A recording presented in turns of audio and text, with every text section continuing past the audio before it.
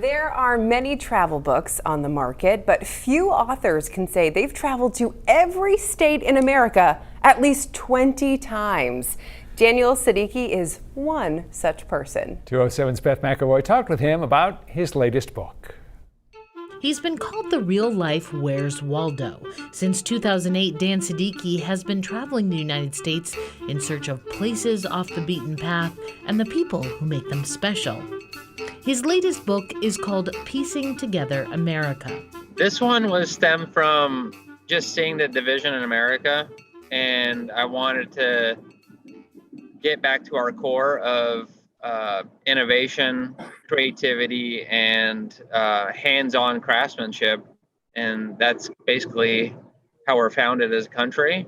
And I wanted to see if we can unite through that. Since Maine has more breweries per capita than any other state, New England's first craft brewing company seemed the ideal spot for Seddiqui to kick off his journey. Since Portland to me is so iconic and so notable worldwide, I can't miss it. So I started right there. I always found ways of connecting with locals in meaningful ways. And my first journey was 50 jobs in 50 states, where I connected with lobstermen and caught lobster for a week, and I got seasick every day.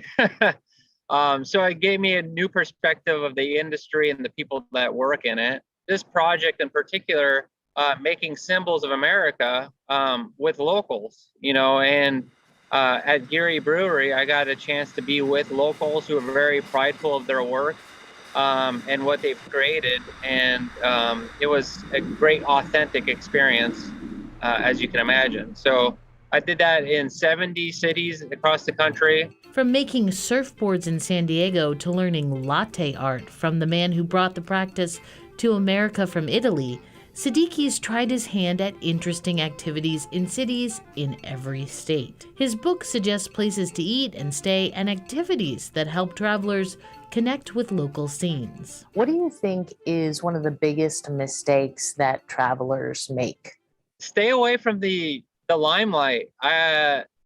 Yeah, sure, they're exciting, but I think the real experiences are away from the statues, away from the monuments, away from the hustle bustle. I think it's in the communities outside the touristy spots. While in Maine, Seddiqui stayed at the Regency Hotel in the Old Port in Portland, which was once an armory used by the National Guard. He prefers staying at independent hotels rather than chains whenever possible. So the Regency has a lot of local history and charm, and then the bar beneath was so New England, just to have like a bar underground. It just reminded me I only could really experience this in New England, where you think of Cheers in Boston, so it was so super awesome. And people were dressed up, and I could tell most of them were locals, even though it was in the downtown area. As a child, Seddiqui was mesmerized by maps, wondering what life was like in other places.